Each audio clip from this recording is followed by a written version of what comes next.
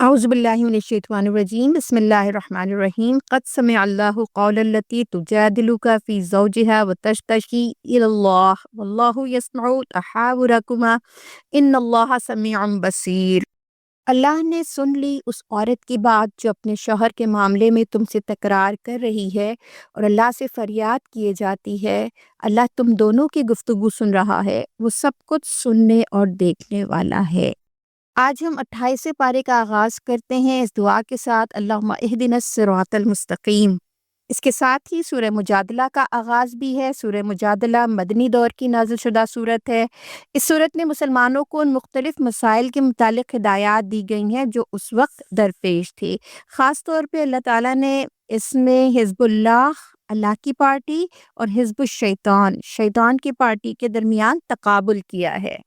آغاز سورہ سے آیت 6 تک زہار کے شرعی احکام بیان کیے گئے ہیں اور اس کے ساتھ مسلمانوں کو پوری سختی کے ساتھ متنبہ کیا گیا ہے کہ اسلام کے بعد بھی اگر جاہلیت کے طریقوں پر قائم رہنا ہے اور اللہ کی مقرر کی ہوئی حدود کو توڑنا ہے اور ان کی پابندی سے انکار کرنا ہے یا ان کے مقابلے میں خود اپنی مرضی سے کچھ اور قاعدے قانون بنا لینے ہیں، تو یہ بالکل ایمان کے برخلاف ہے، جس کی سزا دنیا میں بھی ذلت و رسوائی ہے اور آخرت میں بھی اس پر سخت عذاب ہو سکتا ہے۔ عربوں میں بسا اوقات شوہر اور بیوی کے مابین جھگڑے کی صورت میں شوہر بیوی سے کہتا کہ تو میرے لیے ماں کی طرح حرام ہے، استغفر اللہ، اس کو زہار کہتے تھے۔ جاہلیت کے زمانے میں اہل عرب کے یہاں طلاق سے بھی زیادہ شدید قطع تعلق زہار کے ذریعے سمجھا جاتا تھا، کیونکہ طلاق میں رجوع کی گنجائش ہوتی تھی جبکہ زہار میں نہیں ہوتی تھی۔ اللہ کے نزدیک یہ انتہائی شرمناک طرز عمل تھا۔ اللہ تعالیٰ نے سختی سے اس کی ممانعت فرمائی اور اس کا کفارہ مقرر فرمایا۔ حضرت خولہ بنت ثعلبہ رضی اللہ تعالی عنہا صحابیہ رسول تھیں۔ ان کے شوہر نے غصے میں آ کر جب ان سے زہار کیا تو وہ نبی اکرم صلی اللہ علیہ وسلم کے پاس فریاد لے کر آئیں کہ میں اور میرے بچے برباد ہو جائیں گے اگر اس طرح میرے شوہر نے مجھے چھوڑ دیا۔ رب کائنات نے فوری ان کی دادرسی فرمائی، نہ صرف ان کی بلکہ آئندہ تمام اہل ایمان کے لیے اس جاہلانہ فعل کا خاتمہ فرما دیا۔ اللہ اور بندے کا کیسا تعلق ہے نا کہ بندہ اس کو پکارتا ہے اور اللہ جواب دیتا ہے۔ یہاں اللہ نے بتایا کہ زہار سے بیوی ماں نہیں بنتی اور اس کے ساتھ ہی یہ بھی کہا کہ یہ حدود الہی ہیں اور جو کوئی انکار کرے گا اس کے لیے دردناک عذاب ہے۔ اس کے بعد منافقین کی سازشوں کو بے نقاب کیا گیا ہے کہ وہ جھوٹے پراپیگنڈے کے ذریعے سے مسلمانوں کے نظم کو درہم برہم کرنے کی کوشش کرتے تھے، مسلمانوں کی صفوں میں فساد پیدا کرنے کی کوشش کرتے تھے۔ یہ لوگ بالآخر ذلیل و خوار ہوں گے۔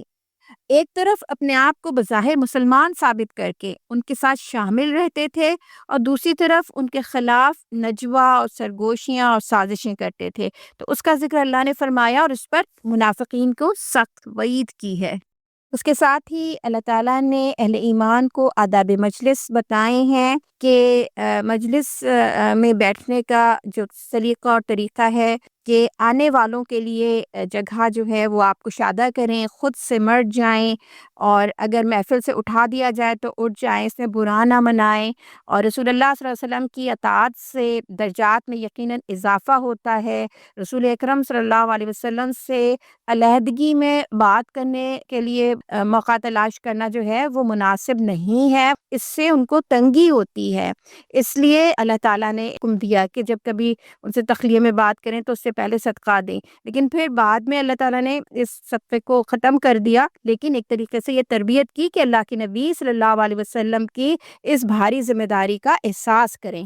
آیت نمبر 19 میں اللہ تعالیٰ فرماتا ہے استحوذ علیہم الشیطان فانساہم ذکر اللہ اولئک حزب الشیطان الا ان حزب الشیطان هم الخاسرون۔ شیطان ان پر مسلط ہو چکا ہے اور اس نے اللہ کی یاد ان کے دل سے بھلا دی ہے، وہ شیطان کی پارٹی کے لوگ ہیں، خبردار رہو، شیطان کی پارٹی والے ہی خسارے میں رہنے والے ہیں۔ یعنی حزب الشیطان ناکام ہوں گے، یعنی وہ منافقین جو کفار سے دوستی رکھتے ہیں، انہی کے درمیان بھاگ دوڑ کرتے رہتے ہیں۔ اور منافقین کی ایک بہت غالب صفت کیا ہوتی ہے کہ وہ وہ مفاد پرست ہوتے ہیں۔ اسلام کا دعویٰ کرنے والے لیکن اللہ اور رسول اللہ صلی اللہ علیہ وسلم اور اسلام کے خلاف شکوک و شبہات پھیلانے والے ایسے لوگوں پر اللہ تعالیٰ شیطان کو مسلط کر دیتا ہے۔ یہ لوگ چاہے دنیا کے کچھ مفادات حاصل کر بھی لیں لیکن بالآخر یہ نقصان اٹھانے والے ہیں، اور ہم سب کو اپنے اپنے رویوں کا جائزہ لینا چاہیے۔ اس کے ساتھ ہی آیت نمبر 22 جو آخری آیت ہے، اس میں اللہ تعالیٰ فرماتا ہے تم کبھی یہ نہ پاؤ گے کہ جو لوگ اللہ اور آخرت پر ایمان رکھنے والے ہیں وہ ان لوگوں سے محبت کرتے ہوں جنہوں نے اللہ اور اس کے رسول کی مخالفت کی ہے، خواہ وہ ان کے باپ ہوں یا ان کے بیٹے یا ان کے بھائی یا ان کے اہل خاندان ہوں۔ اولئک کتب فی قلوبہم الایمان وأیدہم بروح منہ ویدخلہم جنات تجری من تحتها الانہار خالدین فیہا رضی اللہ عنہم ورضوا عنہ اولئک حزب اللہ الا ان حزب اللہ هم المفلحون۔ یہ وہ لوگ ہیں جن کے دلوں میں اللہ نے ایمان ثبت کر دیا ہے اور اپنی طرف سے ایک روح عطا کر کے ان کو قوت بخشی ہے، وہ ان کو ایسی جنتوں میں داخل کرے گا جن کے نیچے نہریں بہتی ہوں گی، ان میں وہ ہمیشہ رہیں گے۔ اللہ ان سے راضی ہوا اور وہ اللہ سے راضی ہوئے۔ سبحان اللہ، وہ اللہ کی پارٹی کے لوگ ہیں۔ خبردار رہو، اللہ کی پارٹی والے ہی فلاح پانے والے ہیں۔ اللہ تعالیٰ ہمیں اپنے حزب اللہ میں شامل فرمائے، آمین یا ربی۔ ہمیں جو اصول ملتے ہیں سورہ مجادلہ سے وہ یہ کہ ہمیں اللہ کی حدود کی پابندی کرنی چاہیے، نجوہ اور غیبت سے پرہیز کرنا چاہیے، محفل کے آداب کا خیال رکھنا چاہیے اور اپنے رویے کا جائزہ لینا چاہیے۔ منافقانہ رویے کی ذرا سی جھلک بھی ہمارے اندر نہیں ہونی چاہیے، اور حزب اللہ میں شامل ہونے کی کوشش کی ساری صفات اللہ نے ہمیں بتا دی ہیں۔ بسم اللہ الرحمن الرحیم۔ سورہ حشر بھی مدنی ہے اور یہ غزوہ بنی نذیر کے بارے میں نازل ہوئی ہے۔ بنی نذیر یہودی قبیلہ تھا جو یثرب کے اطراف میں آباد تھا۔ انہیں یہودیوں میں عالی نسب مانا جاتا تھا۔ یہودی قبائل نے اپنی شدت کے ساتھ یہودی عصبیت جو ہے وہ برقرار رکھی ہوئی تھی، گو کہ وہ کافی عرصے سے عرب میں آباد تھے، اور اہل عرب کو وہ ان پڑھ، جاہل اور وحشی کہتے تھے، اور ان کے نزدیک اہل عرب کے کوئی انسانی حقوق نہیں تھے۔ ان کی نسلی عصبیت کے باعث وہ کسی کو دین یہود میں شامل بھی نہیں کرتے تھے۔ معاشی حیثیت سے مضبوط تھے، لیکن ان کا سب سے بڑا کاروبار سود خوری تھا، جس میں انہوں نے عربوں کو پھانس رکھا تھا، اور وہ عرب قبائل کو باہم لڑا کر کمزور کر کے ان پر مسلط رہنے کی پالیسی اختیار کیے ہوئے تھے۔ 1400 برس بعد بھی یہود کی فطرت نہیں بدلی، اور آج بھی فلسطین اور اسرائیل کا جو منظرنامہ ہے وہ اس حقیقت پر گواہ ہے۔ جب نبی اکرم صلی اللہ علیہ وسلم نے ہجرت مدینہ فرمائی، اسلامی ریاست کا قیام عمل میں آیا، تو آپ نے مسلمانوں کے باہم برادرانہ تعلقات کے فروغ کے لیے انصار اور مہاجرین کے مابین معاہدہ اخوت یعنی مواخات کروایا، جبکہ یہودی قبائل سے معاہدہ میثاق مدینہ کیا، جس میں اس بات کی ضمانت دی گئی تھی کہ کوئی کسی کے حقوق پر دسترازی نہیں کرے گا اور سب باہم امن کے ساتھ رہیں گے، جبکہ بیرونی دشمنوں کے مقابلے میں یہ سب متحد ہو کر مدینے کا دفاع کریں گے۔ یہود نے جلد ہی معاہدے کے برخلاف نبی اکرم صلی اللہ علیہ وسلم، اسلام اور مسلمانوں سے دشمنی شروع کر دی اور آپ کو نقصان پہنچانے کے لیے ہر طرح کی چالیں اختیار کی۔ غزوہ بدر کے بعد مسلمانوں کے خلاف جھوٹا پروپیگنڈا کیا، عزت مآب مسلمان خواتین کے ساتھ غیر اخلاقی اور بیہودہ رویہ اختیار کیا۔ غزوہ احد میں مشرکین کے خلاف مسلمانوں کا ساتھ نہیں دیا، اور غزوہ احد کے بعد نبی اکرم صلی اللہ علیہ وسلم کو قتل کرنے کی کوشش کی۔ پھر اللہ کے نبی صلی اللہ علیہ وسلم نے ان کو بستی خالی کرنے کا الٹیمیٹم دے دیا، مگر منافقین جو تھے وہ یہود کو تھپکی دیتے رہے کہ محمد صلی اللہ علیہ وسلم کے مقابلے پر ڈٹ جاؤ، ہم بھی تمہاری مدد کریں گے۔ اس موقع پر نبی اکرم صلی اللہ علیہ وسلم نے ان کا محاصرہ کر لیا۔ بنی نذیر کے یہودی اپنی کثرت تعداد، اسلحہ، مال و اسباب کے باوجود ہتھیار ڈالنے پر مجبور ہوئے۔ اس طرح یہ زمین خالی کروائی گئی۔ سورہ حشر میں اسی پر تبصرہ ہے۔ آیات 1 تا 5 میں بنی نذیر کے خلاف فرد جرم عائد کی گئی ہے اور دنیا کو ان کے عبرتناک انجام سے ڈرایا گیا ہے کہ انہوں نے اللہ اور اس کے رسول صلی اللہ علیہ وسلم کی حکومت سے دشمنی اختیار کی، عہد شکنی کی اور رسول اللہ صلی اللہ علیہ وسلم کو قتل کرنے کی سازش کی، اس لیے انہیں جلا وطن کیا گیا۔ وہ دنیا میں بری طرح سے اللہ کے غضب کا شکار ہوئے اور آخرت میں ان کے لیے دوزخ کا عذاب ہوگا۔ پھر اللہ تعالیٰ نے یہاں مال غنیمت کی تقسیم اور سنت نبوی صلی اللہ علیہ وسلم کی دستوری حیثیت بتائی ہے۔ آیت نمبر 6 تا 10 میں بنو نذیر کے جلا وطن ہونے کے نتیجے میں جو مال حاصل ہوا تھا اس کو مال فے کہتے ہیں۔ اس کی تقسیم کے احکام اور اس کے 8 مدات اللہ اور رسول اللہ صلی اللہ علیہ وسلم، اقربائے رسول صلی اللہ علیہ وسلم، یتامہ اور ابن السبیل، مہاجرین، انصار اور قیامت تک آنے والے مسلمان نسلوں کا فے میں حق ہے، یہ بتایا گیا۔ یہاں اطاعت رسول صلی اللہ علیہ وسلم کی دستوری حیثیت بیان کی گئی ہے۔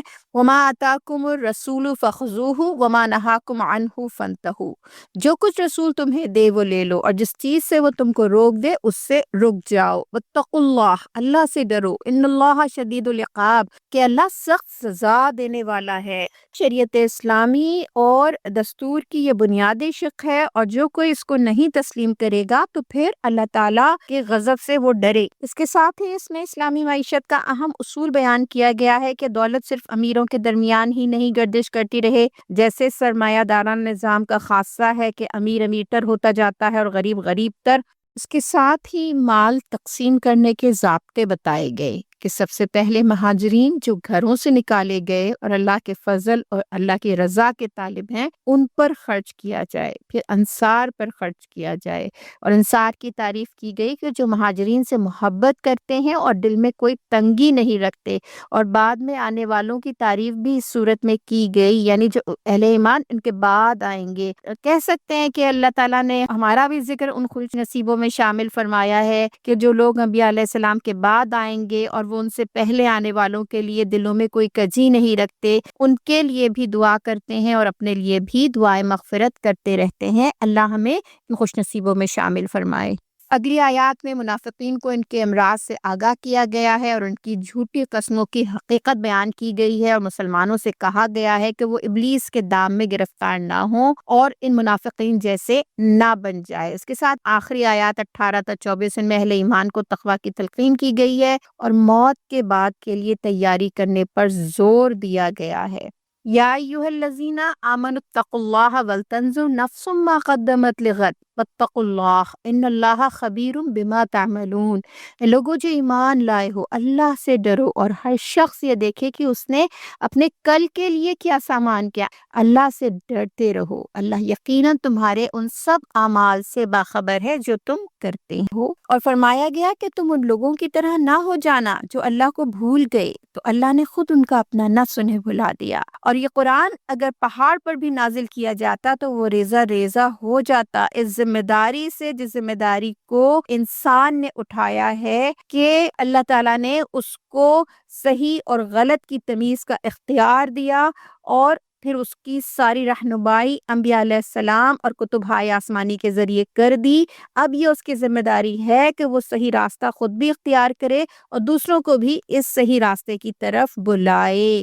تو اگر یہ ذمہ داری کسی پہاڑ پر بھی نازل کی جاتی تو وہ ریزہ ریزہ ہو جاتا، مگر انسان نے اس کو قبول کیا۔ بین السطور یہ کہا جا رہا ہے کہ غور کریں کہ ہمارے قلوب پر اللہ کے کلام کا کیا اثر ہوتا ہے، یعنی اگر ہم قرآن پڑھتے ہیں تو کیا واقعی ہمارے دل اللہ کے آگے جھکتے ہیں، اور جن چیزوں سے ہمیں ڈرایا جاتا ہے، جن چیزوں سے ہمیں روکا جاتا ہے، کیا ہم اس سے رک جاتے ہیں اور اللہ کا تقوی اختیار کرتے ہیں؟ آخر 3 آیات میں اسماء الحسنہ کا گلدستہ پیش کیا گیا ہے، جو کوئی صبح و شام ان کو پڑھتا ہے اسے بھلائیاں ملتی ہیں اور اللہ اسے شیطان کے شر سے محفوظ رکھتا ہے۔ جو اصول ہمیں اس صورت سے ملتے ہیں وہ یہ کہ اللہ کا تقوی اختیار کریں، قرآن پر غور و فکر کریں اور آخرت کی تیاری کریں۔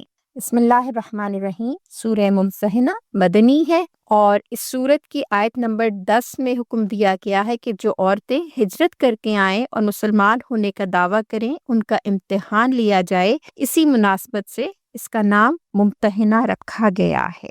امتحان اس بات کا کہ کیا واقعی وہ اخلاص کے ساتھ ہجرت کر کے آئی ہیں اپنے ایمانوں کو بچانے کے لیے، یا کسی جاسوسی کے مقصد سے آئی ہیں۔ آیت 1 کا 9 اللہ تعالیٰ نے اس بات کی تربیت دی ہے کہ اپنا ذاتی مفاد ملت کے مجموعی مفاد پر فوقیت نہیں رکھتا۔ اس کا پس منظر کچھ یوں ہے کہ حضرت حاطب بن ابی بلتع رضی اللہ تعالیٰ عنہ نے فتح مکہ سے پہلے ایک خط مکے کے سرداران کو لکھ دیا جس میں نبی کریم صلی اللہ علیہ وسلم کے اس راز کو افشا کر دیا کہ وہ مکے پر حملہ کرنے والے ہیں، لیکن ان کا خط پکڑا گیا تو اس پر اللہ تعالیٰ نے سخت گرفت کی کہ اللہ کو چھوڑ کر کافروں کو دوست نہ بنائیں اور مسلمانوں کے راز افشا نہ کیے جائیں۔ حضرت حاتب رضی اللہ تعالیٰ عنہ بدری صحابی تھے، ان سے قصور ہوا لیکن انہیں اللہ تعالیٰ نے ان کے اخلاص کی وجہ سے معاف فرما دیا۔ اللہ کے دین میں آنے کے بعد تمہیں رشتہ داریوں اور دنیاوی تعلقات سے بہت بلند تر ہو جانا چاہیے، اور اس کے لیے حضرت ابراہیم علیہ السلام کی مثال دی گئی ہے کہ ان کے ساتھیوں کی زندگی میں تمہارے لیے بہترین نمونہ ہے کہ انہوں نے کس طرح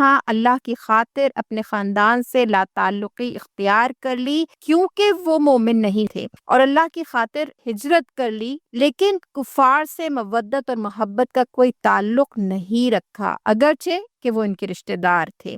دوسرے رکوع میں اللہ تعالیٰ نے اس بات کی طرف متوجہ کیا ہے کہ ہمارے وہ رشتہ دار، اہل قرابت یا ایسے غیر مسلم جو نہ ستم ڈھاتے ہوں نہ حقوق سلب کرتے ہوں، یعنی جو مسلمانوں کے لیے نقصان دہ نہیں ہے، ضرر رساں نہیں ہے، ان کے ساتھ اس نے سلوک کا معاملہ کیا جائے۔ لیکن دوسری قسم کے وہ لوگ ہیں جو اللہ اور رسول اللہ صلی اللہ علیہ وسلم اور دین اسلام سے دشمنی رکھتے ہیں، مسلمانوں پر حملے کرتے ہیں، ان کے ساتھ جو کوئی دوستی کا تعلق رکھے گا وہ ظالموں میں شمار ہوگا۔ اس کے بعد جو خواتین ہجرت کر کے آئی ہیں ان کے بارے میں اللہ تعالیٰ کے احکامات ہیں کہ مہاجر مومنات کے امتحان کی بات آتی ہے کہ وہ خواتین جب آئیں تو ان کا ایک ٹیسٹ لیا جائے، ان کو آزمایا جائے، اور اگر وہ مومنات ہوں تو پھر انہیں کافروں کے حوالے نہ کیا جائے، ان کے نکاح مسلمان سوسائٹی میں کر دیے جائیں، اور جو مال کافروں نے ان پر خرچ کیے تھے یعنی مہر ان کو اگر دیے تھے تو وہ ان کو واپس کر دیے جائیں۔ آیت نمبر 12 میں نبی کریم صلی اللہ علیہ وسلم کو حکم دیا گیا ہے کہ جب مومن خواتین بیعت کے لیے آئیں تو آپ ان سے 6 امور پر بیعت لے لیں۔ نمبر 1 یہ کہ اللہ کے ساتھ کسی کو شریک نہیں کریں گی۔ نمبر 2 چوری نہیں کریں گی۔ نمبر 3 زنا نہیں کریں گی۔ نمبر 4 اپنی اولاد کو قتل نہیں کریں گی۔ اس سے اندازہ ہوتا ہے کہ اس وقت بھی ابارشنز کیے جاتے تھے، اور اب دنیا کے بہت سے ممالک میں قتل اولاد کے اس طریقے کو لیگلائز کر دیا گیا ہے، اور خود ہمارے اسلامی جمہوریہ پاکستان کے اندر بھی اس کی کوششیں ہو رہی ہیں۔ اس حوالے سے ہمیں بہت الرٹ رہنے کی ضرورت ہے۔ نمبر 5 اپنے ہاتھ پاؤں کے آگے کوئی بہتان گھڑ کر نہ لائیں گی، یعنی کوئی بدکاری نہیں کریں گی۔ نمبر 6 کسی معروف عمل میں نبی کریم صلی اللہ علیہ وسلم کی نافرمانی نہیں کریں گی۔ ان چیزوں پر آپ صلی اللہ علیہ وسلم ان خواتین سے بیعت لیتے تھے۔ عورتوں کے ساتھ بیعت ہاتھ پر ہاتھ رکھ کر نہیں کی جاتی تھی، کیونکہ اللہ کے نبی کے فرمان کے مطابق کسی مرد کا عورت کو چھونا اور مصافحہ کرنا یہ سب اللہ تعالیٰ کے احکامات کی خلاف ورزی ہے اور اس کی اسلام میں اجازت نہیں ہے۔ ان احکامات کو ہم یاد رکھیں، اور آج جو مسلم معاشرے کے اندر ہمارا کلچر پروموٹ ہو رہا ہے اس میں ہم صحیح اور غلط پر ضرور نظر رکھیں۔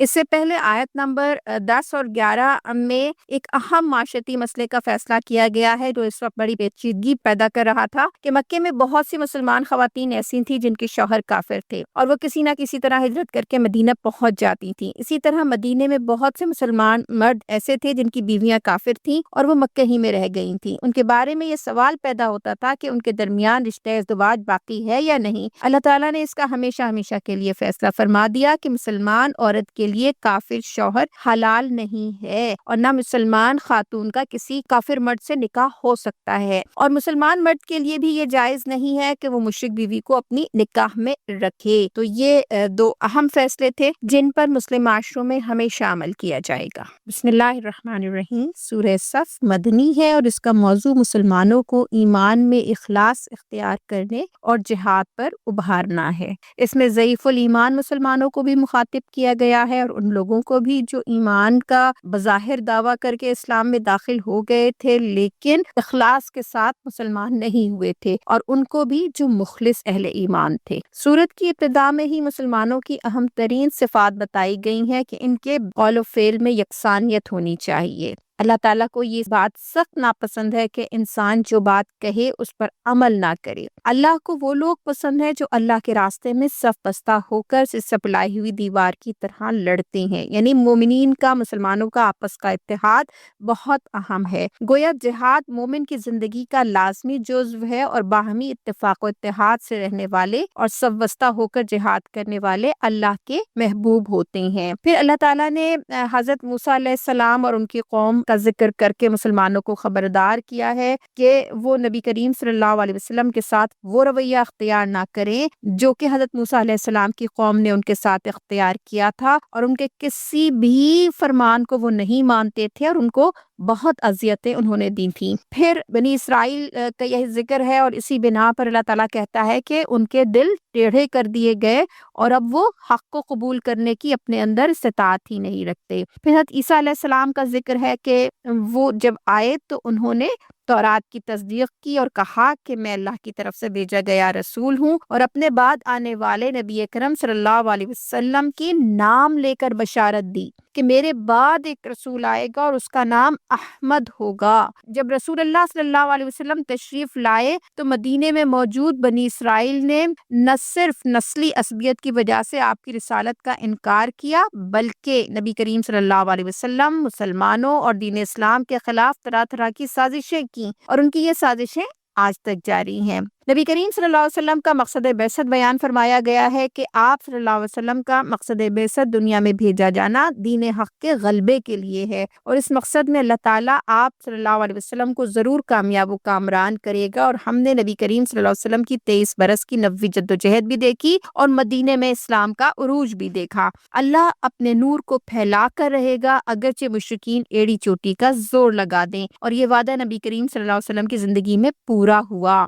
پھر مومنین کو کہا گیا کہ اس نور کو پھیلانے کے لیے اللہ کے ساتھ تجارت کرو، یعنی ہمارے لیے یہ بات کہی گئی کہ اب اللہ کا نبی تو دنیا سے رخصت ہو گیا، ہمیں یہ کام کرنا ہے، اور یہ اللہ کے ساتھ ایک کامیاب تجارت ہے، ایسی تجارت جس میں کوئی خسارہ نہیں ہے۔ اور وہ تجارت کیا ہے کہ جان اور مال کے ساتھ اللہ کے راستے میں جد و جہد کرو۔ دنیا کی کامیابی و فتوحات اور آخرت کی کامیابی اسی ذریعے سے ممکن ہے۔ اگلی آیات میں اللہ نے ایک مرتبہ مومنین کو پھر پکارا اور کہا کہ اللہ کے مددگار بنو، جیسے کہ عیسیٰ علیہ السلام کے حواری ان کے مددگار بنے تھے۔ گویا اس صورت میں اللہ نے 3 دفعہ مومنین کو پکارا ہے کہ اللہ کے دین کے لیے کھڑے ہو جائیں۔ ابتدا میں کہا صف بستہ ہو کر لڑو، پھر کہا اللہ کے ساتھ تجارت کرو اور دین کو غالب کرنے کے لیے جد و جہد کرو، تیسری مرتبہ حضرت عیسیٰ علیہ السلام کے حواریوں کی مثال دے کر کہا کہ تم بھی انصار اللہ بنو، اللہ کے مددگار۔ کس چیز میں اللہ کو مدد درکار ہے؟ اللہ کے دین کو قائم کرنے کی جد و جہد کرو۔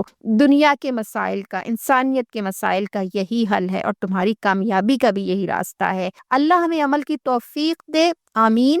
آج جب اللہ کا دین غریب ہے اور شریعت معطل ہے تو ہمیں اس چیز کی بہت ضرورت ہے کہ اللہ کے دین کی مدد کریں اور اللہ کے دین کے لیے جد و جہد کریں۔ بسم اللہ الرحمن الرحیم۔ سورہ جمعہ مدنی ہے اور اس کا نام آیت نمبر 9 اذا نودی للصلاۃ من یوم الجمعہ سے ماخوذ ہے۔ اس صورت میں جمعہ کی اہمیت و فضیلت کے احکامات کے ساتھ اللہ تعالیٰ کا مسلمانوں پر ایک بڑا فضل بیان کیا گیا ہے کہ اللہ نے رسول اکرم صلی اللہ علیہ وسلم کو مبعوث فرمایا تاکہ لوگوں کو حکمت اور کتاب کی تعلیم دیں اور ان کا تزکیہ کریں اور اس کے ذریعے سے اللہ کے دین کو قائم کریں اور غالب کریں۔ یہودی جو آپ صلی اللہ علیہ وسلم کا انکار کر رہے تھے، ان کی روش کی طرف متوجہ کیا گیا اور بتایا گیا کہ ان پر بھی کتاب نازل کی گئی تھی، لیکن انہوں نے ضمانت کو اٹھانے سے انکار کر دیا۔ اللہ کے دین کے غلبے اور آخرت کے اجر کے بجائے دنیا کی لمبی زندگی کے متمنی ہو گئے اور آخرت سے خائف ہیں۔ ان کی حالت ایسی ہے جیسے گدھے پر کتابیں لاد دی جائیں اور موت سے یہ لوگ ڈرتے ہیں، لیکن موت آ کر رہے گی، اس وقت ان کے سارے راز کھل جائیں گے۔ اس روشنی میں ہمیں اپنا جائزہ لینے کی طرف اللہ تعالیٰ متوجہ فرماتا ہے کہ ہم آخرت کی تیاری کتاب اللہ کو ہاتھ میں تھام کر اور اس پر عمل کر کے اور اس کے پیغام تمام کام کر کے اور اس کے نظام کو قائم کر کے کریں۔ جمعے کی اہمیت و فرضیت سے آگاہ کیا گیا اور یہ کہا گیا کہ جب جمعے کی اذان ہو جائے تو اس وقت کاروبار بند کر دیں، اللہ کا ذکر کریں، اور جب جمعے کی نماز ختم ہو جائے تو پھر نکلیں اور اللہ کا فضل تلاش کریں، لیکن ساتھ ساتھ اللہ کا ذکر بکثرت کرتے رہیں۔ جان رکھیں کہ اللہ ہی بہترین رزق دینے والا ہے۔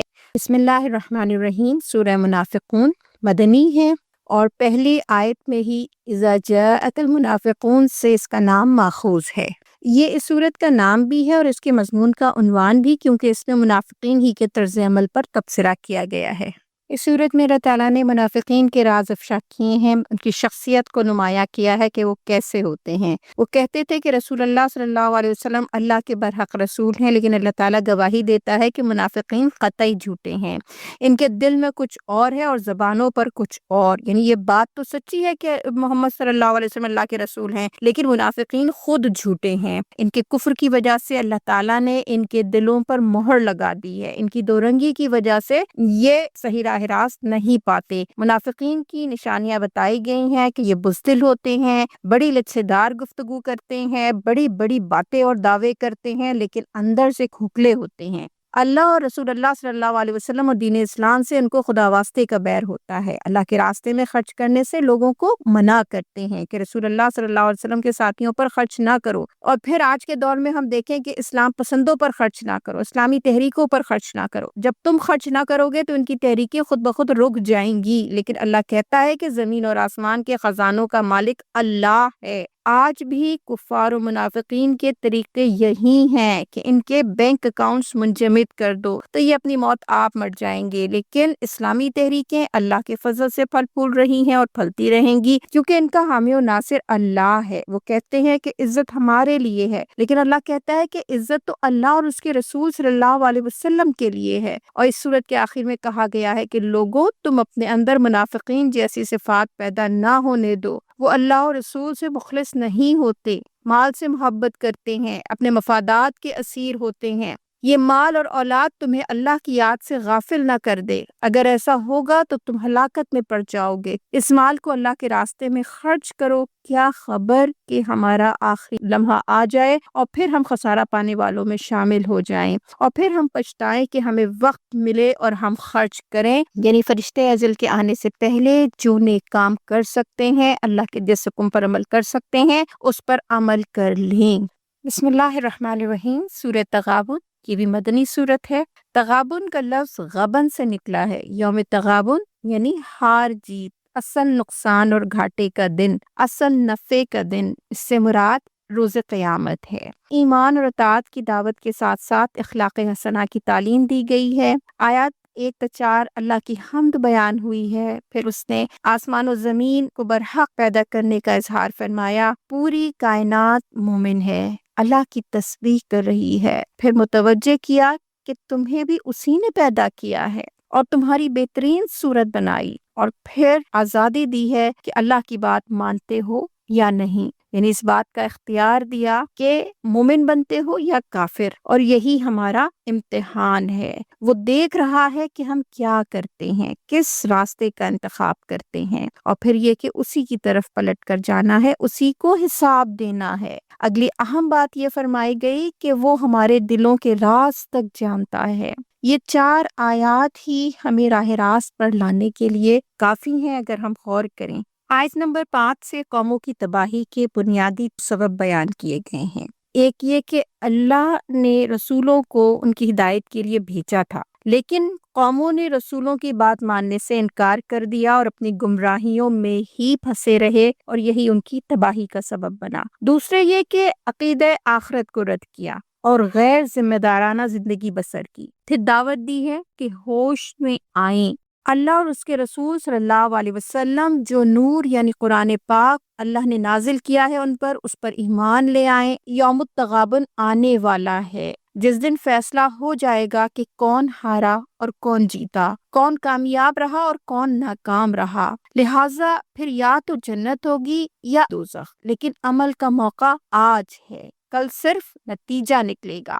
لہٰذا دنیاوی معیارات کامیابی و ناکامی کے بجائے ہمیشہ کی کامیابی کو اختیار کیا جائے، یعنی آخرت کی کامیابی ہی کو اپنی زندگی کا ہدف بنایا جائے۔ دوسرے رکوع میں مومنین کو ہدایت کی گئی ہے کہ جو مصیبت آتی ہے اللہ کے اذن سے آتی ہے، جو ثابت قدم رہے اور جنہوں نے صبر کیا اللہ انہیں ہدایت بخشتا ہے۔ ایمان لانے کے بعد اللہ اور رسول صلی اللہ علیہ وسلم کی اطاعت کریں ورنہ اپنا نقصان کریں گے۔ مومن کا بھروسہ صرف اللہ پر ہونا چاہیے۔ تمہارے اموال اور تمہاری ازواج اور اولاد آزمائشیں ہیں، ان سے ہوشیار رہیں، وہ راہ حق سے روکنے نہ پائیں، لیکن ان کے ساتھ نرمی اور درگزر کا رویہ اختیار کریں اور باہمی تعلقات کو درست رکھیں۔ ہمیں بالکل اس بات سے ہوشیار رہنا چاہیے کہ ہمارے اہل و عیال کہیں ہمیں کسی غلط راستے پر نہ لے جائیں۔ اکثر اوقات انسان صرف اپنے اولاد کے مستقبل کے لیے اپنی آخرت برباد کر لیتا ہے، لہٰذا اللہ نے متوجہ کیا ہے ان کی اچھی تربیت کریں اور اپنے گھر کا ماحول اچھا رکھیں۔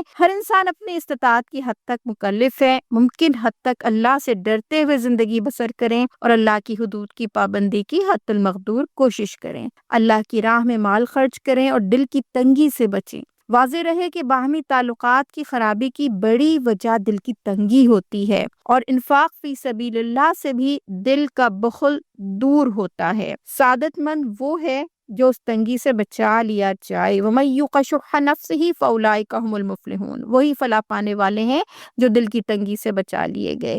اللہ ایسے لوگوں کا بڑا قدردان ہے، وہ ان کے قصوروں سے درگزر فرمائے گا، وہ زبردست اور دانا ہے۔ اللہ ہمیں صحیح راہ راست اختیار کرنے کی توفیق عطا فرمائے۔ بسم اللہ الرحمن الرحیم۔ سورہ طلاق مدنی ہے اور اس کا نام بھی اور موضوع بھی طلاق اور خلا کے ہی معاملات ہیں۔ سورہ بقرہ میں طلاق کے احکامات کے بعد مزید وضاحت کے لیے یہ صورت نازل ہوئی ہے۔ واضح رہے کہ اللہ کے نبی صلی اللہ علیہ وسلم نے فرمایا کہ تمام حلال چیزوں میں اللہ کو سب سے زیادہ ناپسندیدہ طلاق ہے۔ اسلام ازدواجی رشتے کی مضبوطی اور خاندان کا استحکام چاہتا ہے۔ ہم یہ دیکھتے ہیں کہ کیونکہ مغربی تہذیب کی پیروی میں آج ہمارے رشتے اور خاندانی نظام بھی کمزور ہوتا جا رہا ہے، تو آج مسلم ممالک میں بھی طلاق اور خلا کی شرح تیزی سے بڑھتی جا رہی ہے، اور وطن عزیز پاکستان کے اندر اس وقت یہ شرح 35% سے زائد ہو چکی ہے۔ عائلی زندگی کے قواعد اور ضوابط کا علم بھی نہیں ہوتا، اور اس وجہ سے طلاقیں غلط طریقے سے دی جاتی ہیں، اور طلاق کے بعد بھی اللہ کے احکامات کا خیال نہیں رکھا جاتا، جس سے معاشرے میں بہت سے مسائل جنم لے رہے ہیں۔ اور ہم یہ دیکھتے ہیں کہ پھر عائلی قوانین سے جو کہ قرآن و سنت کے اندر موجود ہیں اور جو جس حساب سے قانون سازی کی گئی ہے، ہمیں اس کی آگاہی ہونی بہت ضروری ہے۔ اس صورت میں طلاق کے بارے میں اہم احکامات، ڈراوا اور ہر حکم پر حکیمانہ تبصرہ ملتا ہے، جبکہ ازدواجی رشتے کو قائم کرنے کی ترغیب بھی ملتی ہے۔ تاکیدی الفاظ اور جملے بکثرت ہیں۔ سب سے پہلی بات یہ ہے کہ طلاق عدت کے لیے دی جائے، عدت کا شمار کیا جائے، یعنی بیک وقت 3 طلاقیں نہ دی جائیں، اسے طلاق مغلظہ یا طلاق بدعت کہتے ہیں۔ اور طلاق یا خلا کی عدت عام خواتین کے لیے 3 طہر یعنی 3 مینسز ہے، یہ تقریباً 3 ماہ کا عرصہ بنتا ہے، جبکہ پریگننٹ خواتین کی عدت وضع حمل یعنی ڈلیوری تک ہے، اور اس کے بعد وہ عدت سے باہر آ جائیں گی۔ جبکہ وہ خواتین جن سے صرف نکاح ہوا ہو اور ازدواجی تعلق قائم نہ ہوا ہو، طلاق یا خلا کی صورت میں ان کی کوئی عدت نہیں ہے، فوری طور پہ ان کا دوسرا نکاح بھی کیا جا سکتا ہے۔ طلاق رجعی یعنی وہ طلاق جس میں رجوع کی گنجائش ہوتی ہے، اس کی عدت کے دوران عورت کو گھر سے نہ نکالا جائے، یعنی عدت کے دوران اگر رجوع کر لیا جائے اور 3 طلاقیں نہ دی جائیں، 1 طلاق اور 2 طلاق کے بعد یہ رجوع ان کی جو ہے وہ گنجائش ہوتی ہے عدت کے دوران میں، تو اس دوران عورت کو گھر سے نہ نکالا جائے، نہ وہ خود نکلے، تاکہ صلح کا امکان باقی رہے۔ اس کو اللہ نے اپنی مقرر کردہ حد کہا ہے اور اس کی پابندی ضروری ہے۔ علماء کرام فرماتے ہیں کہ عورت اس دوران بناؤ سنگھار کرے تاکہ شوہر کا اس کی طرف مائل ہونے کا اور رشتے کو باقی رکھنے کا امکان جو ہے وہ موجود رہے۔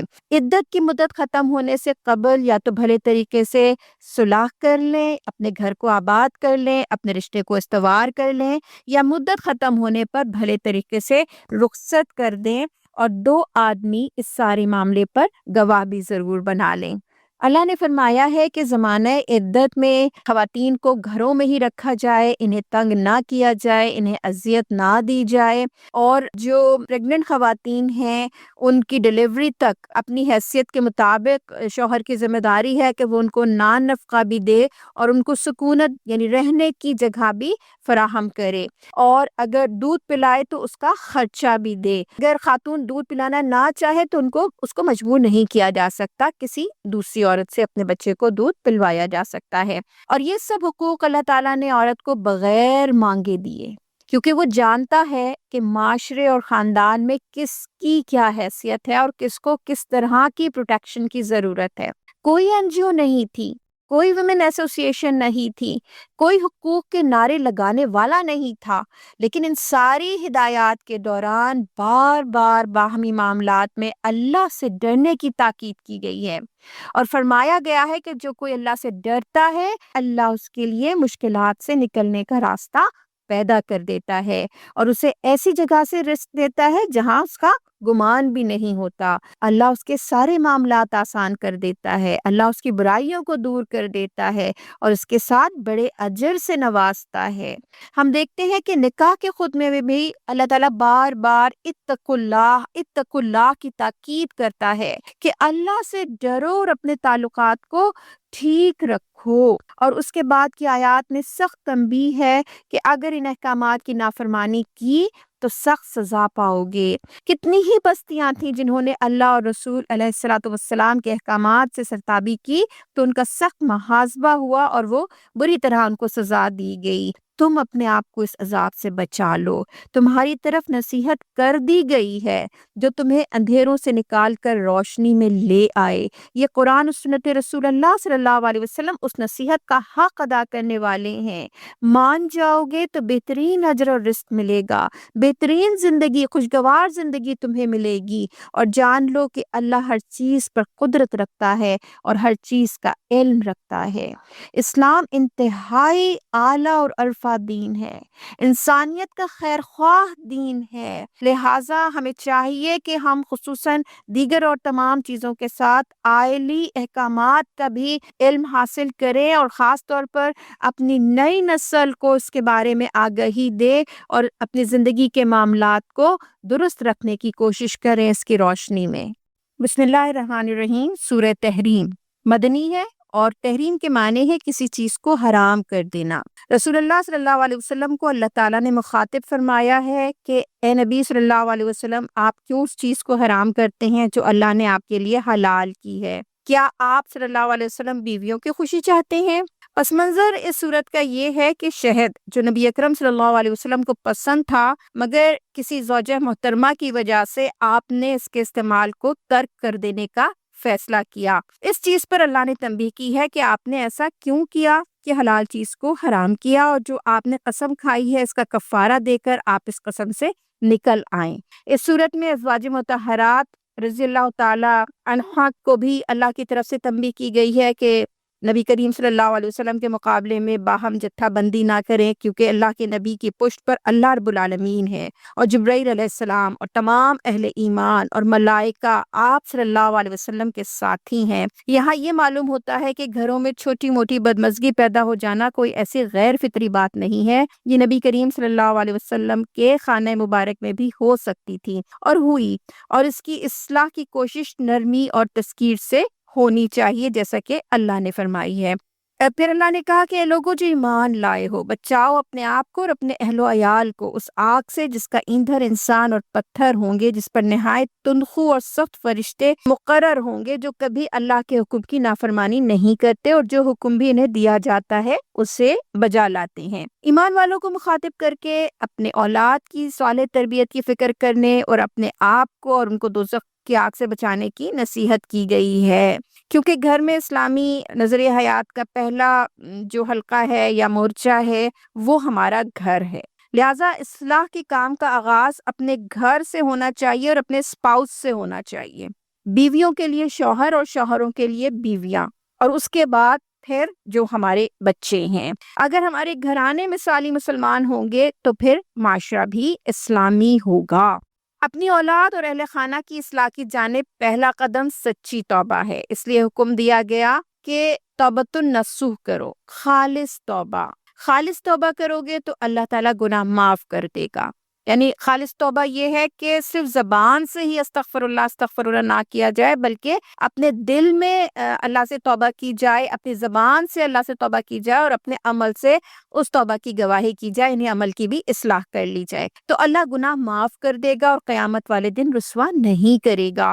اور جو لوگ توبہ کریں گے وہ نبی کریم صلی اللہ علیہ وسلم کے ساتھ ہوں گے. ان کے آگے آگے اور دائیں طرف نور دوڑ رہا ہوگا، اور وہ اللہ سے دعائیں کریں گے کہ اے اللہ ہمارے نور کو ہمارے لیے مکمل فرما دے.